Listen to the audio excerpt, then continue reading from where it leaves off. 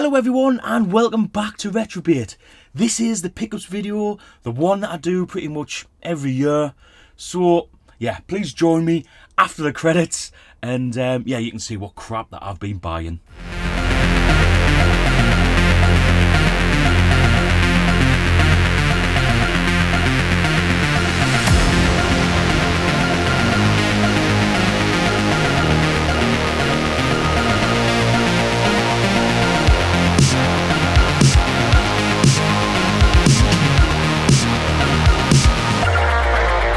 So yeah, I've got quite a varied amount of different bits and bobs that I've been buying recently.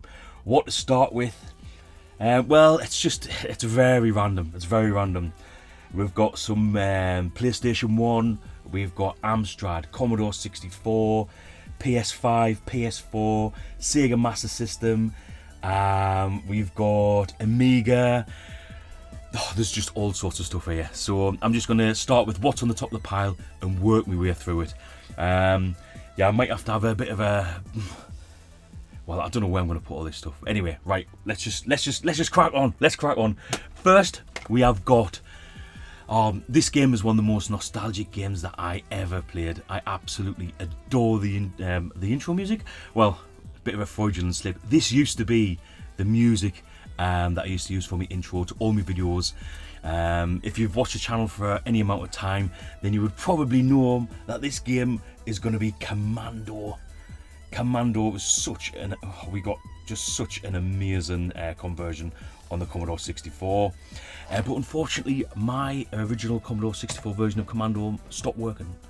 So, yeah, it's just... It means it's such a nostalgic game that I have to have a working version of Commando. I'm not under any illusions. There's going to become a day eventually where there is none left that's working. However, today is not that day, so I have a Commando. I think I did actually get yeah, I've got a Spectrum version, but of course it's all about the Commodore 64 when it comes to Commando. The music from Mr. Hubbard is just absolutely superb. Next, I'm going to move on to a local pickup. Now, I spotted this on Facebook Marketplace, and lots of people going about this game. It's not one that I've ever played in the past, but lots of people do say that it is a very good game. So, what I've done, well, I thought I'll buy it. And well, there's one person in particular I know that's been looking for this game, so this will be moved on to them eventually, but I want to play this game first, just to see what all the fuss is about, and that is Dariath. So as I've explained, I've never played this game before. Quite like the artwork, it's very retro. It's obviously quite an early game, I would imagine, on the Commodore 64, 1985 on the tape. So yeah, I mean that's almost 40 years old. Will it work? Maybe not, but either way, if it doesn't work, I'll be sticking on the maxi and I'll give it a go anyway. That one will be moved on to Mark Kenner, who he's told me a lot about the game. I know it's quite a nostalgic one for him, so that will go to him after I've given it a go. Now, few of you might be aware that I'm collecting Larmasoft games, so I've got quite a few here. If I can show you that without wrecking the place. Now, that is the right way around, isn't it? Nice one. Those are what I've got up to now. And actually, I'm going to put them back there because I'm going to run out of room so fast. And they're just going to fall over, aren't they? First chance I get. But yeah, to go with those is the game Matrix. So Matrix, this is another Jeff Minter game. It is. It comes in the awesome clamshells. I really do love the clamshells. However, they don't seem to age very well. But yeah, this was £2. So, and that goes into my collection now. So we've got 1, 2, 3, 4, 5, 6, 7, 8, 9. That is the 10th. That's the 10th one that I've got altogether.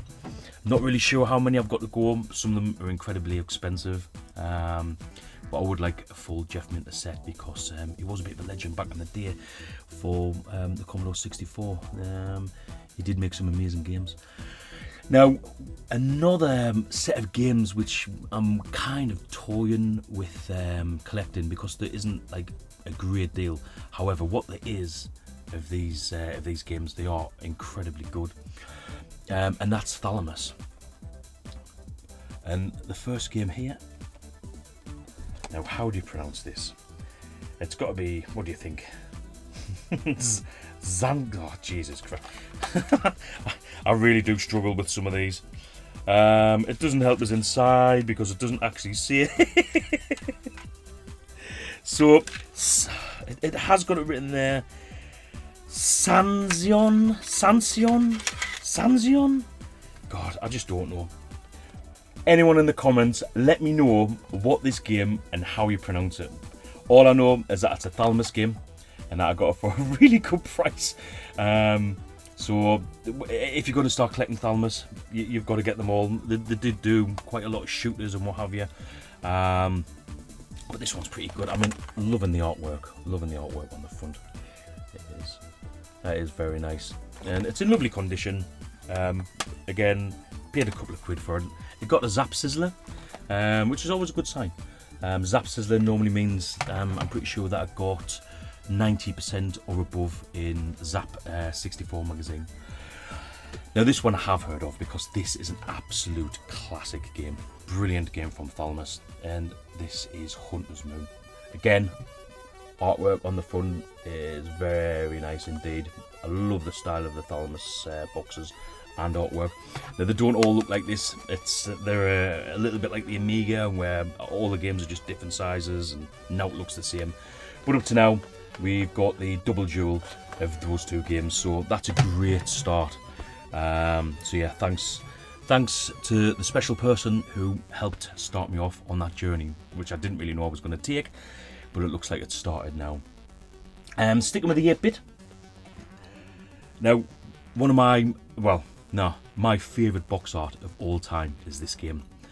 I just think it just looks so like 1960s sort of comic book style.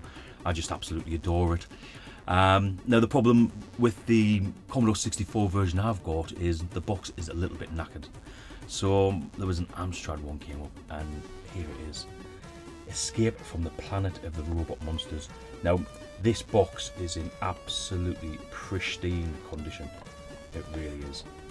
And it might be a little bit naughty, but I'm definitely thinking about removing the EMS CAS, which is for obviously Amstrad cassette, and putting me Commodore 64 game in here. And then I'll probably just move the other one on. I don't know, flog it on eBay for a couple of quid or whatever. But I'm really happy with the quality of that box. Again, it is complete. To be fair, I think it's virtually brand new. Got a nice little booklet in there. Don't get them these days, of course. And the Amstrad tape is there too. Very nice. But that will, I think that will upgrade me Commodore 64 version of that game. So moving on, I think that's it for the 8-bit for the time being.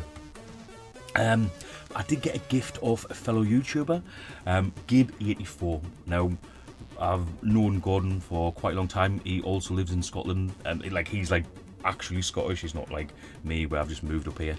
And he's a really, really nice guy, and I've always had, a lot of time for Gordon. Like he kind of doesn't get involved with any of the crap that goes around on YouTube, and I'm not going to speak about anything to do with that. This is nothing to do with. I try not to get involved. But anyway, Gordon is a lovely chap, and I think I sent him a Zipstick joystick a few weeks ago. He seems really happy with it. He's got a Commodore 64 now, and it's great because he tells me how hard the games are. I'm glad it's not just me, but it does get harder with age as well, although I think he's a little bit younger than me. But anyway, he spotted this and he sent me this because he knows I'm a massive Aliens fan. Well, Alien, just the whole kind of universe. Gordon sent us this, which is the full orchestrated score from Alien 3, which is very similar to Aliens. I nearly called it Alien 2. Part-time fan. Just while I'm mentioning Aliens as well, it looks like finally, after about 2 years of trying, the VHS bootleggers, Pedro, looks like we're finally going to get the aliens or alien stream that we've been wanting to do for absolutely ages. That is all. It's in the pipeline. It's coming, and it's going to be just a fantastic stream. If you haven't watched or seen the VHS bootleggers, please definitely check out Pedro. His knowledge on movies is just it's second to none. It really is that good. So yeah, big thanks to Gordon for sending that to me. Cheers, mate. I haven't got many CDs, but that is definitely one of my favourites. In fact, I've got like 4 music CDs. That's all I own now. But that's going to take pride of place in the pile of music CDs. Sticking with like a CD looking box. This is one of the best shoot 'em ups you can possibly play on the Commodore 64, and that is Daenerys. Rainbow Arts. So you know what you're getting with a Rainbow Arts game. You're gonna get brilliant gameplay. You're gonna get some awesome music. But what's different about this, if I can manage to open it, is this. So as you can see, this is a Commodore 64 floppy disk. Now I've got 4 disk drives. 2 of them work, but I haven't got any disc games. I've never been a disc player. Back in the day when I was a kid, we didn't have that much money, and disc drives were a thing that only rich people had. So never ever used one. So I've got no nostalgia for it. When I actually got back into the Commodore 64 in, I think it was 2016 or something like that, it come with a disc drive and I got rid of it, and I bought a tape deck because I just didn't have any nostalgia for it. But what I did keep is all of the games, because it come with a load of copy games and stuff like that. And yeah, I'm going to start giving the disc drive a blast, although I know it's incredibly slow. But you can get like a fast load cartridge and stuff like that, which makes it a little bit better, makes it a little bit easier to use. Because yeah, unfortunately the Commodore 64, they used the VIC-20. It was a VIC-20 disc drive, which was great at the time. But when the Commodore 64 was, still in use up until, the early to mid 90s. Then it was kind of, it was just a lot slower than all the rest. So I'm going to give it a blast anyway. Next I'm going to move on to some PlayStation 2 games. Now the majority of these I got when I was down at Sega Zombies Retro Realm. I think, I'm not 100%, but I'm pretty sure that these were the last things that were ever bought out of the Retro Realm shop. He's now moved to the Retro Realm 2, and that's in the Sailmakers Shopping Centre in the centre of Ipswich, and it looks absolutely fantastic. It's completely night and day to where he used to be. If you're anywhere in the area, if you're in Norfolk, Suffolk, or like towards London, anywhere like that, really do try and help him out and support the shop. He's doing an amazing job, he really is. I'm actually quite proud of him, how he's done. I just want it to work so badly. And I'm pretty sure it's going to, because it's looked really, really busy the last few days. Anyway, I'm getting sidetracked. Absolute classic that we're going to start off with, and it is the amazing Worms. Now, Worms, I think I first played it on the Amiga. It's a game I still enjoy playing today. To me, it's one of the few games that I think is it's kind of ageless. You can still play this on a mobile device now, and it's still just as much fun as it was on a 16-bit Amiga 500 from back in the day. Worms is just it's just a beautiful game. Obviously, you have to play this. You can play it against a computer, but if you really, really want to enjoy Worms the way it's meant to be played, then definitely play this with your mates after a couple of beers as well. Really is good. This one I saw, and I kind of had to pick it up because I've been playing a lot of Atari. I got the Atari, was it Atari 40 or Atari? No, it must have been Atari 50. Yeah, I'm pretty sure it was Atari 50. The one that's out on the Switch anyway. I bought that and I've been really enjoying a lot of Atari games and learning the history and what have you. And I saw this one in Scott's shop for the PS1, and yeah, there's a lot of games on it. Well, you've got 12 games on here. I'm not gonna name them all. It's the usual suspects that are on there. You're not gonna be disappointed by the games that are there. And this was just, I thought it was just a nice one to add to the collection. A little ode to the Atari on the PS1. And last but not least, from Scott's. Now, I pumped so much time into this game back in the day. It was like a pre-runner to what we're going to get with Grand Theft Auto 3 on the PS2. But this was on PS1, so it is really quite impressive what they managed to fit in there. And that is Driver 2. Now, don't get me wrong, the first game is absolutely superb as well, but the second one is just a little bit more refined, a little bit smoother. They've just done such a good job. Can't say that for the third game. Don't know if you've ever played the third game, Driver 3. Thing that was was it on Xbox and PS2? I'm thinking, yeah, it's got to be PS2, right? I would say avoid that one personally, but each to the one, each to the one. This one I picked up on eBay.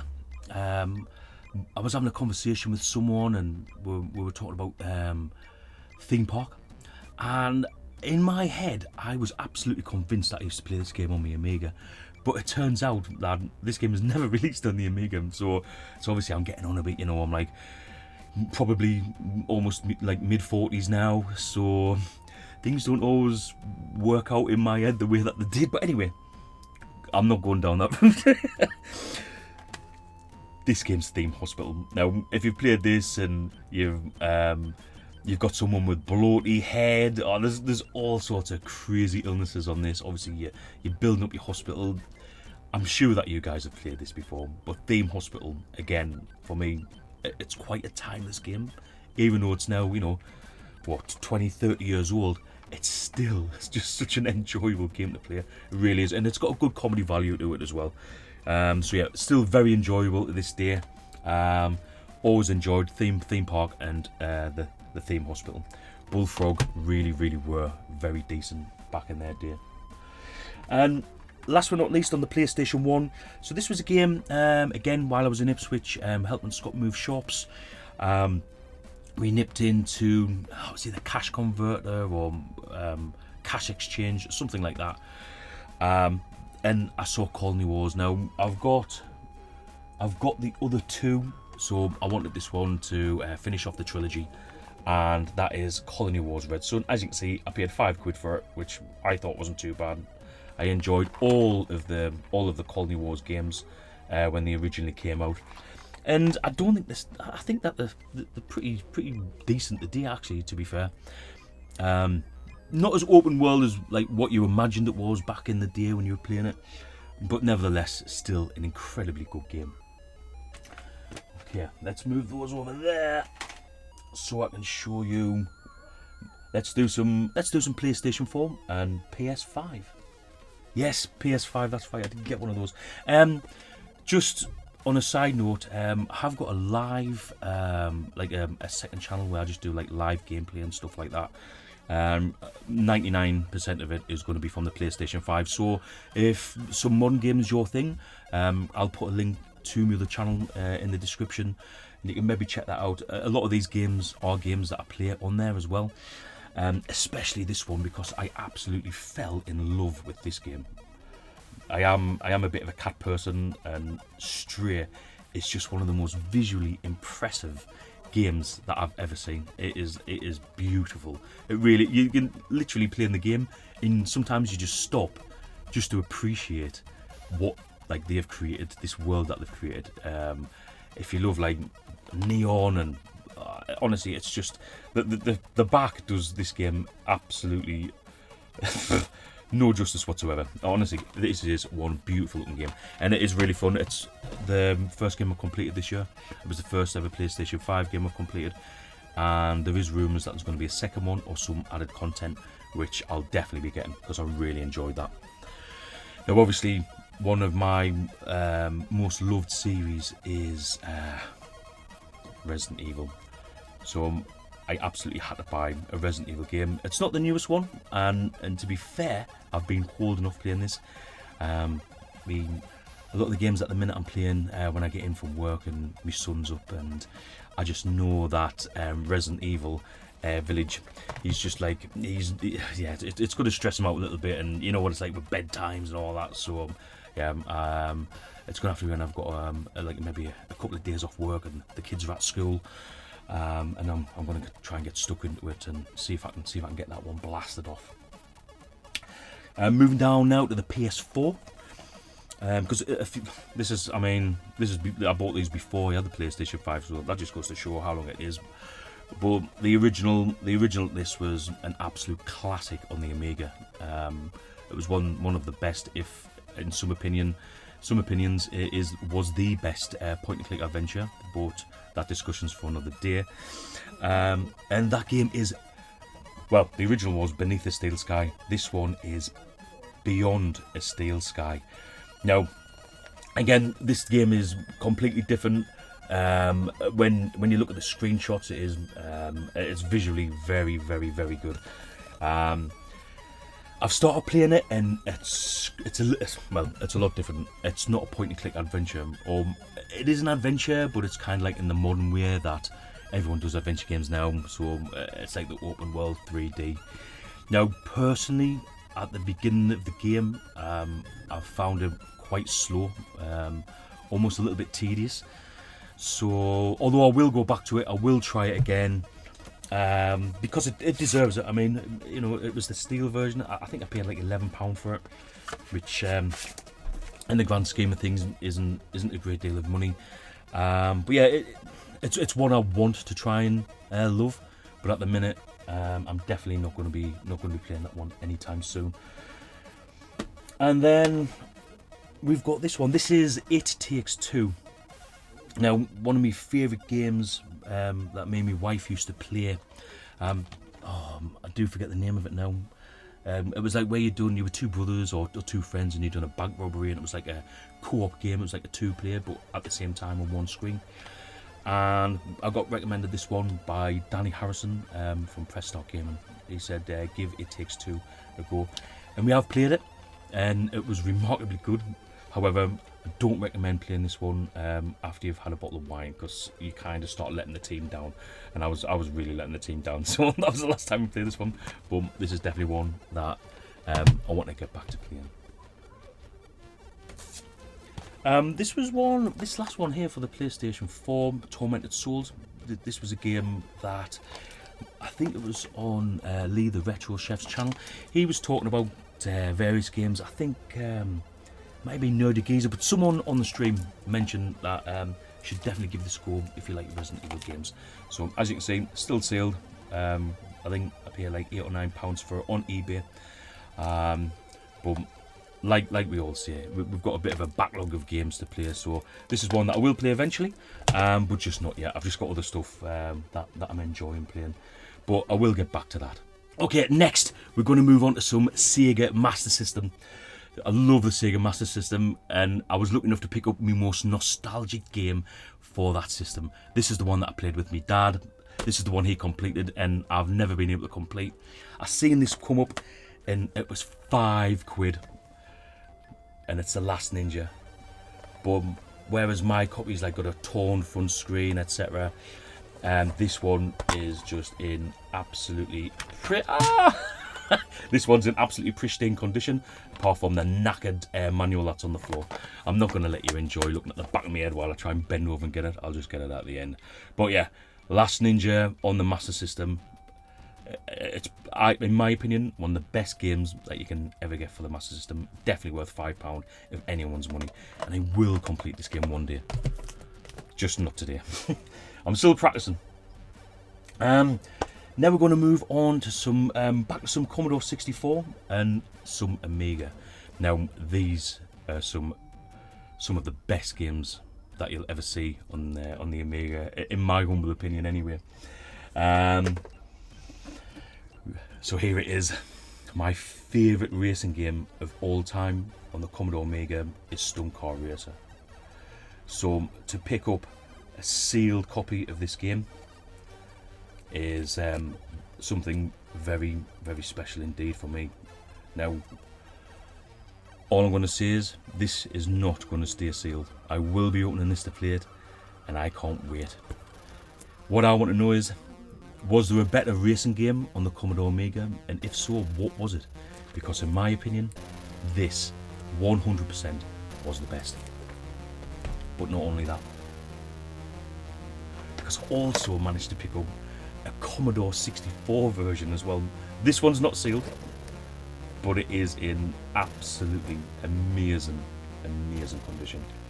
It is, and it's just not often that you see two in such amazing condition for the Amiga and the Commodore 64. And yeah, I genuinely feel blessed to have them. I used to play Stunt Car Race on the Commodore 64 so much, it was unbelievable. So yeah, I'm really happy to get that in the collection. And back. Well, this again, another Commodore 64 game, but this is my second ever disc game, and it's based on the best film of all time. That's all I can. Best film of all time, second best film of all time. I don't know. It changes. Anyway, it's Aliens. Aliens for the Commodore 64. From this was Electric Dreams, and she is an absolute beauty in just fantastic condition. And there she is. There's the disc inside. I don't think anybody's ever used it. We've got the instructions or the poster that it comes with. I wouldn't be surprised if this is the first time it's ever been opened. There we go, with a map for the game, and all the instructions are on the back. But that is an absolute beauty, and I'm extremely happy to own that one.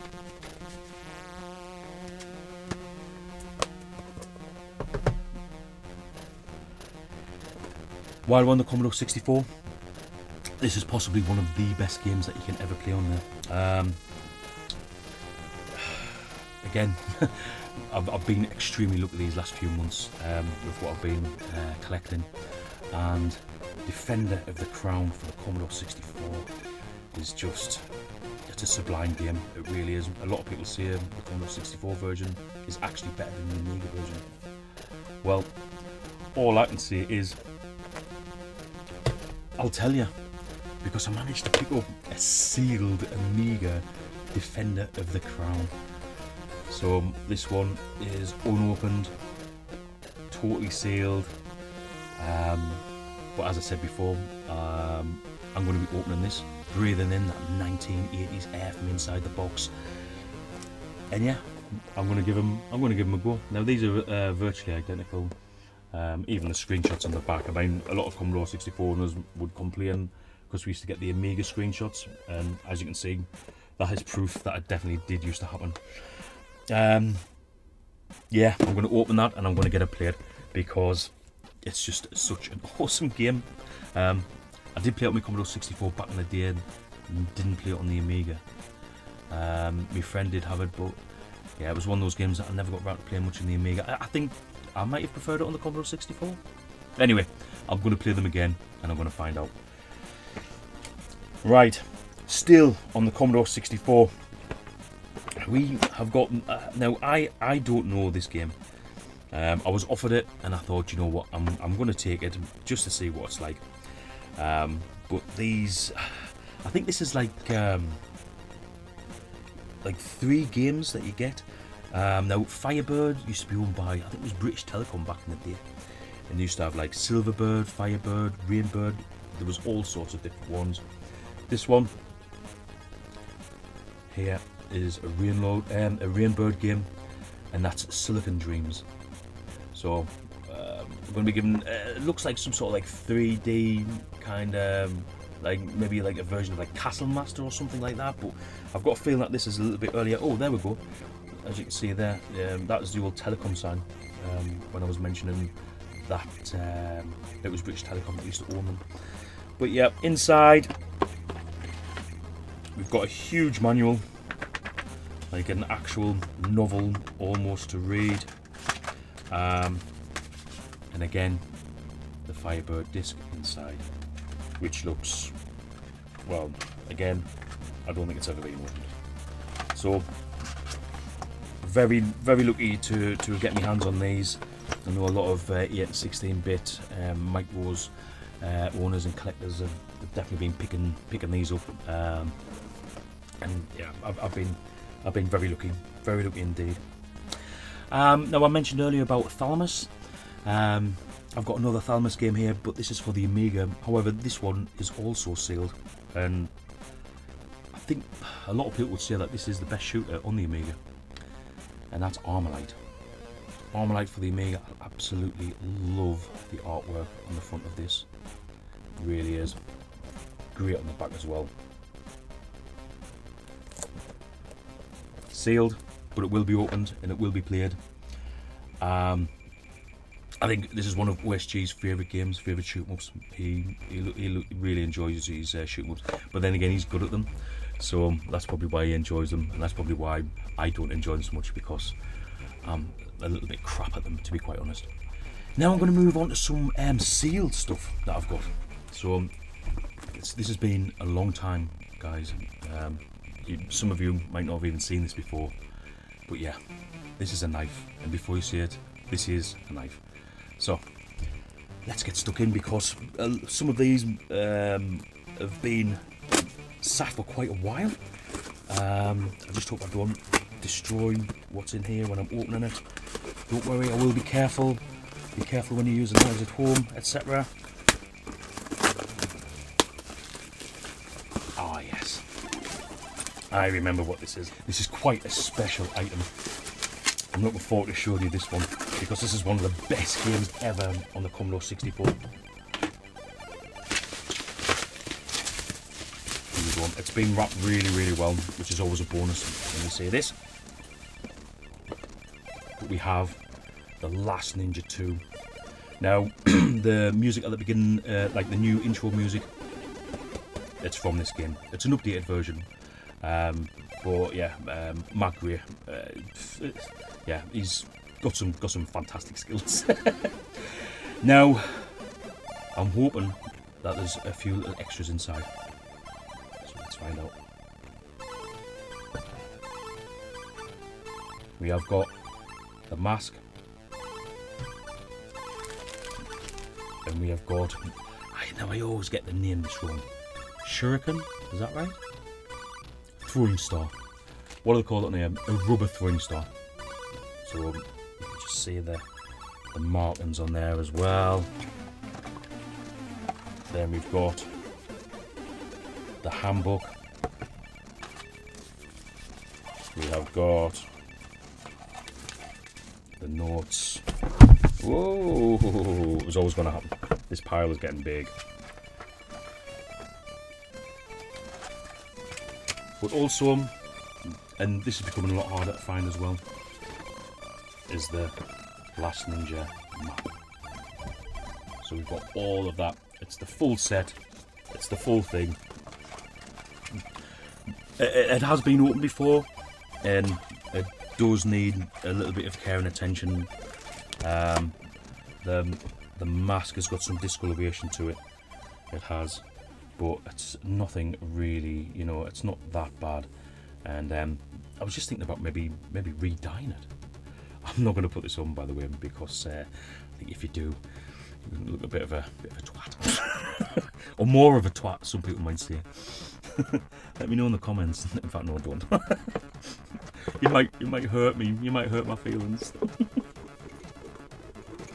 So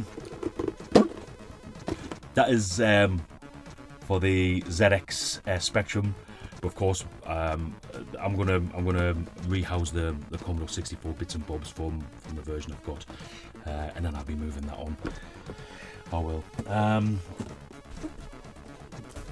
We're almost there, guys. We're almost there. This is probably the longest pickups video. In fact, this is the longest pickups video I've ever done. Now, my wife's already come out once just to see if I was done,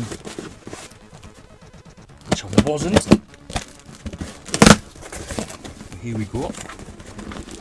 We're getting there. We're getting there.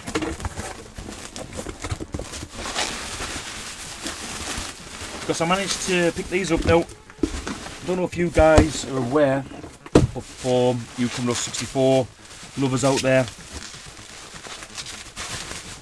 there's a monthly magazine called Zap 64, and yeah, it's so what they've done is you can buy like folders to put them, like a file to put them in. Now, luckily for me, I've got the first 12 original Zaps in the original Zap folder. But for the new ones, which are A5, is it A5?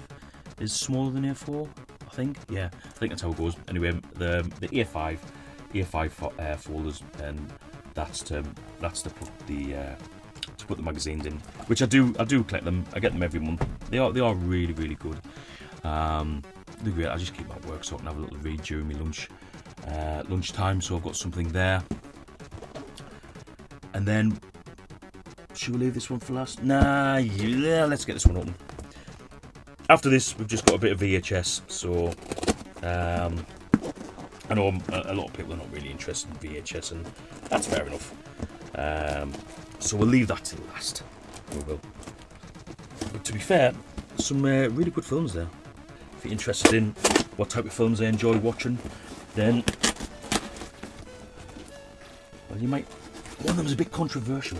Well, it's not a controversial film, but what people say about it's controversial.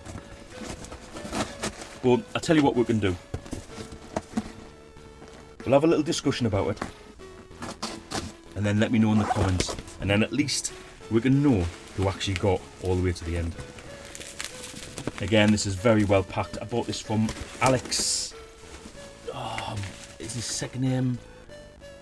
Oh, I can't remember his second name. He sells and collects like a lot of stuff on Facebook. He's always on Commodore for sale.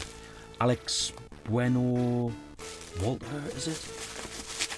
Anyhow, he's got a fantastic collection, and when I saw this game come up, I absolutely had to have it.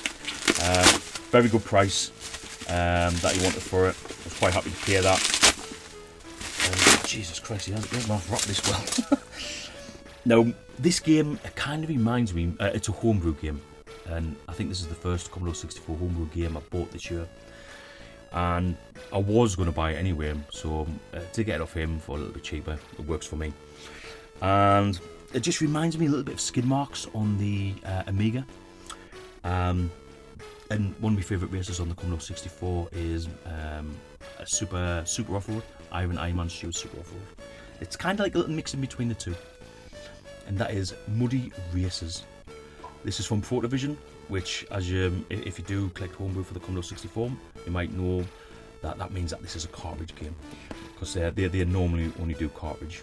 I'm not sure if they do tapes or anything like that. But you might be able to see just by the screenshots, like it has, cars do look very kind of skid marks like. But an instant loader, I will definitely be playing this tonight. I've been really looking forward to playing this one, and the presentation of these games is always brilliant. So I mean, it looks like we've got like cards here with a few of the different people you're racing against. You've got a lovely manual. It's always high quality from these guys. And then we've got a lovely gold cartridge.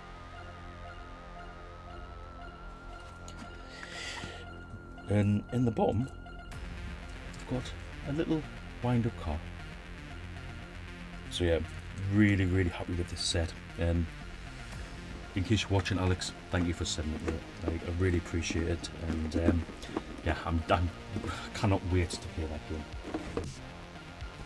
So last but not least, we've got 4 VHS videos.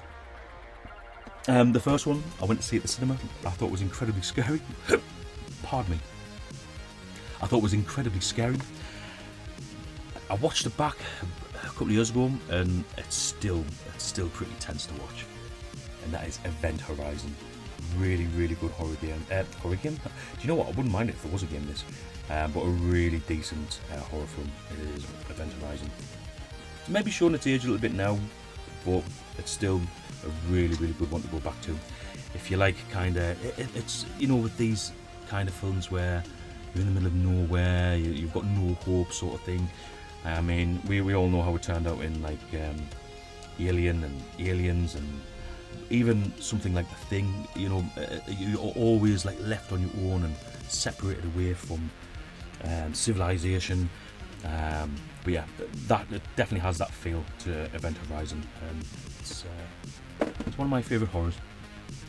Now, my absolute favourite series of westerns, and I just want to add, I got all of these from the Retro realm as well, from Scott Soap, Chasemate. He sorted me out really well with these. Is these, now I'm going to do them in order, and I think it goes like this. A Fistful of Dollars, For a Few Dollars More, the old poncho. The poncho's been done. Did you know he didn't smoke, Clint Eastwood? He used to smoke herbal cigarettes, and I don't think he means that type of herbal. But, and last but not least, is obviously the good, the bad, and the ugly. Now, for me personally, this is one of the few trilogies that actually gets better as it goes on. The good, bad, the ugly is by far my favourite. Out of those, let me know which one yours is, because everyone likes a good western, right? Oh, it's Clint Eastwood. I mean, what more could you want? They were brilliant. The controversial film that isn't really controversial, but what people say about it is, of course, it's Die Hard. It's the best Christmas film ever made, right? Is Die Hard a Christmas film? Yes or no? So if you've made it to the end of the video and you're able to answer that, then I'm going to know that you've pretty much watched all of it. Right, that's us done for probably another year. So I hope you've enjoyed it. This has been way longer than that I planned for it to be. This is the third video where I've kind of like been on the camera, and after this I'm going to get back to some top 10s. So it has been nice seeing you again. If you've accidentally come across this channel and you like it, please like and subscribe. If not, it was amazing to meet you, and yeah, enjoy the vast world of YouTube. But from me, from the shed, until next time, goodbye.